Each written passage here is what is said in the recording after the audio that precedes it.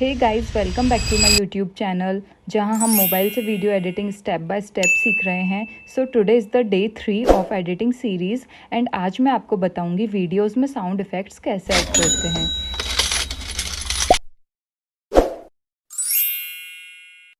And now let me show you how can you add these sound effects in your video.